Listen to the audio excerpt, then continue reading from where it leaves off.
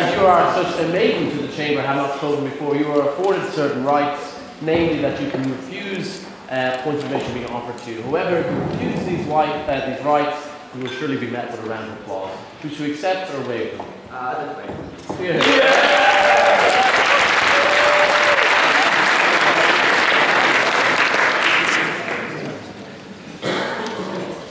Mr. President, ladies and gentlemen of the Philosophical Society, sorted homeless people looking for some shelter. I want to talk about a few things. What I really want to look at is the experience of the Scientologist. But firstly, I suppose it's important to point out that this idea of the legitimacy of religion, what I want to deal with isn't just, the concept of legitimacy in a vacuum. I do want to talk about what it means to its adherents, what it means in society, how, yes, it's done things wrong, but it isn't different from any other religion. So when we get out of science opposition is this idea that religions themselves, if they've done wrong, can no longer be legitimate. We think this motion presupposes that, religions can do wrong and still be legitimate, or otherwise there would be no religion. So we're not going to sub into that. But I guess what Scientology has in common with most other Abrahamic faiths is they're based on really poorly written books constructed by semi-literal people. But we don't think that's important. We don't think, it's not important that L. Ron Hubbard wasn't a man of great repute because we have access to letters. For instance, how do we know that Moses and Jesus were such paragons of society? We don't have access to the letters, which puts most other religions at least a dubious footing. Right? Because, a religion, why do people believe in religion? There's a fundamental human drive to ask the question, who am I? Where am I from? Where am I going? Why are we here? So, if people look to Scientology from that constellation of religions that's available to them, clamoring to give them an answer, why is it that you can stop and say that their experience isn't legitimate? That their conception of the ultimate reading of reality is somewhat less than anybody else's? Why do you have that right? I don't think you do. I don't subscribe to any religion myself, but I don't think I have the right to mock. I don't think I have the right to believe in one unsubstantiated claim and mock another from having another unsubstantiated claim. Because I think when there are 8 million members of the Church of Scientology, they're probably getting a benefit from it. If Tom Cruise wants to give thousands of dollars to the Church of Scientology, he probably is getting something out of it. I don't think he's got a problem where he has too much money and it's the most efficient way to dispose of it. No, thank you. So, is Scientology harmful to people? Yes, but does it make any claims exclusive of other religions? No. Christian Science denies that people should turn to medicine. That's perceived as a religion. Jehovah's Witnesses are being perceived as being religious, but often, according to doctrine, aren't supposed to take blood transfusion, meaning that many people, including children, die because of that. Yet we still see that as a religion. Islam and Christianity often drive its adherents to kill other people for that religion, having massive harms to others and to themselves. Is that bad? Yes. Are they still religions? Yes. Does society still see them as legitimate forms of religion? Yes. Why is Scientology any different from that? We think, I don't agree where they stand on psychiatry, but I think if any other religion has the right to make medical claims and be perceived as religious, then these do as well. Yes.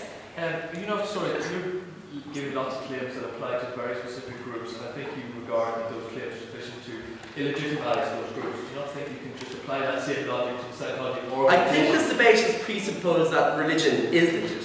And that's the debate I'm going to deal with. I would rather, if we could wipe the concept of religion and all the false notions that's implanted in people's heads from the world tomorrow, we could all be rational humanists. I would like that, but seeing society applies a certain value to religion, I'm going to presume that that's what the debate is about. And that this is serving as much debate, as much relevance is any of the other ones. So let's look at why people go to Scientology. Scientology isn't all bad. It does encourage programs like Narconon and Criminal, which reach out to people with addictions and criminal histories and tries to reintegrate them to residential.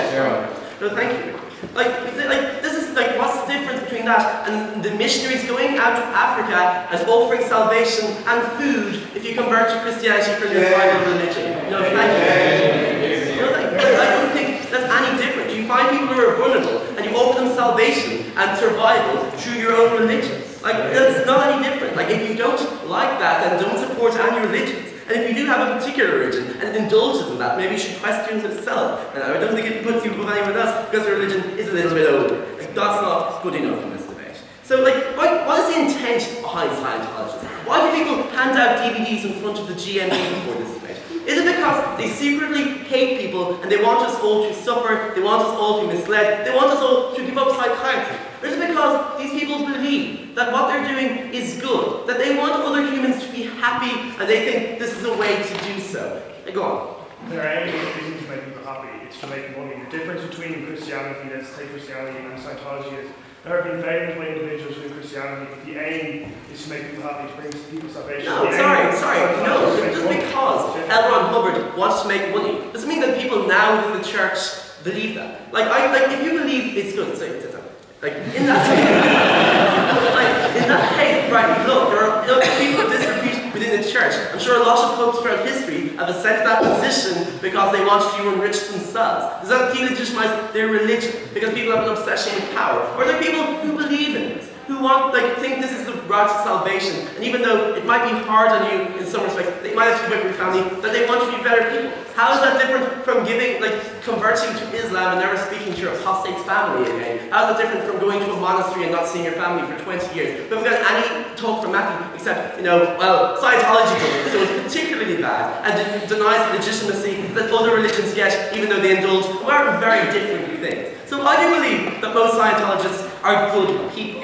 I think perhaps it wants to make money, so it can spread the word. Perhaps it engages in litigation because it wants to protect its beliefs and doesn't want them ridiculed. I think when back in before 312, when throwing Christians to lions, they probably would have defended themselves through the law if they could. Does that make Christianity less legitimate? No. So we think that in that situation, then why is it different? Because then you just ask the question, is religion good or bad? And well, I would say that because of all the false means and planting consciousness, when it's done to, with AIDS in Africa, the Pope stands in condom, for women, for members of sexual minorities, it's probably terrible. But if you concede that society exists, it's like if religion exists in society, and that society affords it some reverence, then why is Scientology different? If you want to have a debate saying that no religion is legitimate, fine. That's not this debate. So if you want to presuppose that there is some legitimacy to religion, that people have a right to their belief, if people are fundamentally good, I don't think there are 8 billion horrible people out there. I don't think it's good enough for Glenn to get up and say,